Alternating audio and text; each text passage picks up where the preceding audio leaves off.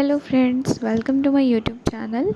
So in today's video we're gonna learn about the nervous system, and this is part 1. Here we have covered definition of nervous system, origin of nervous system, organization of nervous system, and brief introduction of brain and neuron. So let's just begin the video. So starting with the definition हम यहाँ पे cover करेंगे nervous system की. The nervous system is highly specialised network of cells, tissues and organ that coordinate and regulate body functions by transmitting electrical and chemical signals.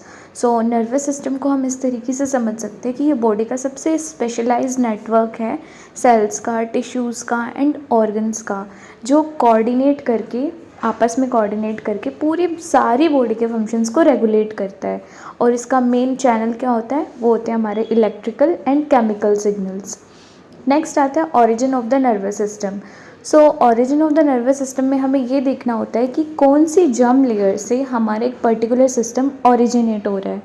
तो basically हमारे embryo की 3 layers होती हैं, एंडोडर्म, मीजोडर्म एंड एक्टोडर्म.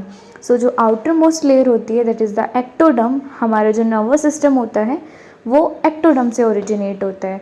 अब ये मैंने यहाँ पे कुछ बेसिक प्रोसेस होता है ओरिजिनेशन का वो कवर किया है, जो मैंने एक इजी सिंप्लीफाइड डायग्राम की थ्रू समझाने की कोशिश की है. सो यहाँ पे ectoderm, mesoderm and endoderm 3 layers हैं. सो मीजोडर्म के पास होता है नोटोकॉर्ड. नोटोकॉर्ड हम नाम याद रखेंगे.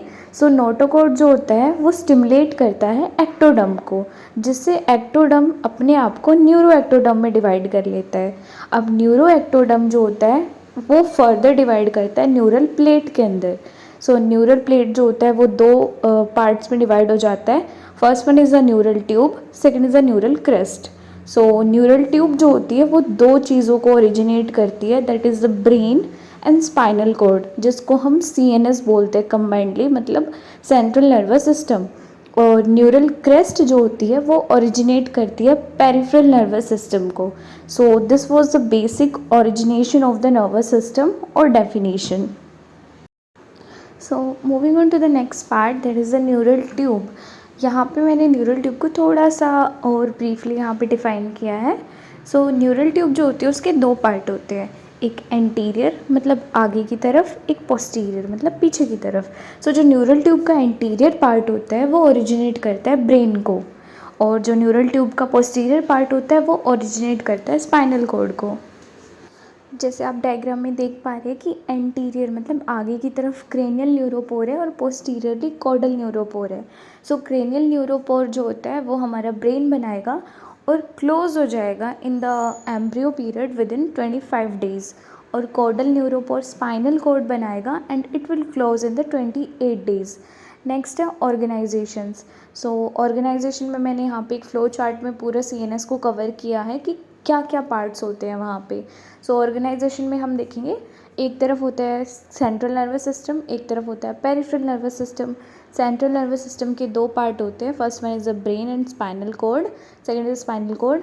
और पेरिफेरल नर्वस सिस्टम के फर्दर 2 पार्ट्स होते हैं, दैट इज़ द SNS मतलब somatic nervous system and ANS that is the autonomic nervous system.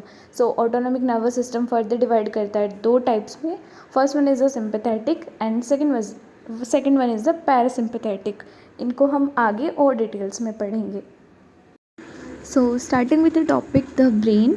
सो यहाँ पे मैंने ब्रेन का कुछ पार्ट्स लिखे हैं, बाकी इन पार्ट्स की जो फर्दर डिटेल्स है वो हम next part of the videos में कवर करेंगे. सो सबसे पहले है brain. Brain is also known as encephalon. Okay, तो ब्रेन के हमारे बेसिकली 3 पार्ट्स होते हैं, fore brain, mid brain and hind brain. ये फोर ब्रेन, मिड ब्रेन और हिंड ब्रेन होता है कि हम छोटी क्लासेस में पढ़ते थे. अब हम बड़ी क्लासेस में हो गए तो हमारे नाम भी बड़े बड़े होंगे. लाइक फोर ब्रेन को हम प्रोजेंसेफ्लॉन बोलते हैं, मिड ब्रेन को हम मेसेंसेफ्लॉन बोलते हैं, हिंड ब्रेन को हम रोम्बेंसेफ्लॉन बोलते हैं.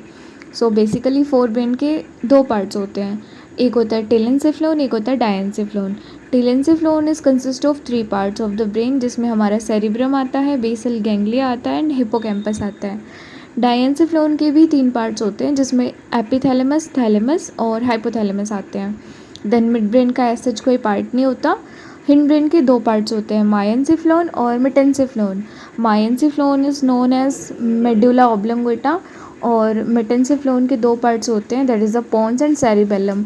हमें ध्यान रखना है सेरिब्रम और सेरिबेलम दोनों अलग अलग होते हैं, दोनों साउंड सिमिलर करते हैं but there is a different in spelling also, और प्रोनाउंसिएशन भी दोनों का अगर हम ध्यान से सुने तो अलग होता है। Next topic is neuron. So neuron को हम यहाँ पे कवर करेंगे। Neuron is a structural and functional unit of the nervous system. So ये स्ट्रक्चरल और फंक्शनल यूनिट है, इसलिए हम इसको पैरेन्काइमा ऑफ नर्वस सिस्टम भी बोलते हैं। इसके बारे में एक स्पेशल बात ये होती है कि ये नॉन डिवाइडिंग सेल होती है। नॉन डिवाइडिंग सेल मतलब इसमें एब्सेंट होता है सेंट्रोसोम, जो कि एक सेल को डिवाइड करने में हेल्प करता है। सो हम इसको ऐसे कंक्लूड कर सकते हैं कि अगर किसी भी रीज़न की वजह से न्यूरॉन में डैमेज आता है, तो जैसे नॉर्मल सेल्स जो होती है वो रीजनरेट करने की पावर रखती है, ऐसे न्यूरॉन्स नहीं रखती है। न्यूरॉन्स एक बार डैमेज हो गई तो मतलब डैमेज ही हो गई, वो नॉन डिवाइडिंग होती है। क्योंकि उसके बाद आते हैं न्यूरॉन्स के कितने पार्ट होते हैं। न्यूरॉन्स हमारी बेसिकली दो पार्ट से मिलके बनती है, एक सेल बॉडी और एक सेल प्रोसेसेस। सेल बॉडी के अंदर हमारा न्यूक्लियस आता है, न्यूरोप्लाज्मा आता है, गोल्जी बॉडीज़ आती है, माइटोकॉन्ड्रिया आते हैं। ये चारों चीज़ें जो होती हैं नॉर्मल सेल के भी अंदर होती है, बट यहाँ पे जो डिफरेंस है ये है नीजल बॉडीज़ का, जो कि सेल बॉडीज़ में पाए जाते हैं। Second part is the cell processes. इसमें दो पार्ट होते हैं, एक एक्सोन होता है, एक डेंड्राइट्स होता है। एक्सोन हमारा टेल पार्ट होता है, जो कि फर्दर डिवाइड करता है टीलोडेंड्राइट्स में। टीलोडेंड्राइट्स जो होते हैं वो आगे जाके साइनेप्टिक नोब्स बनाते हैं। साइनेप्टिक नोब्स के अंदर वेसिकल्स प्रेजेंट होते हैं। Vesicles are like pouch like structures, जिनके अंदर हमारे न्यूरोट्रांसमीटर फिल होते हैं, और ये न्यूरोट्रांसमीटर्स इलेक्ट्रिकल सिग्नल्स की तरह काम करते हैं, जो कि मैसेज को या फिर सिग्नल्स को एक न्यूरॉन से दूसरे न्यूरॉन तक ले जाने का काम करते हैं। फिर आते हैं डेंड्राइट्स, जो कि हमारे हेड पार्ट में होते हैं और कैरी करते हैं impulses toward cell body. So this is all about the topics that we have covered in the video. If you have any doubt, please do comment in the comment box.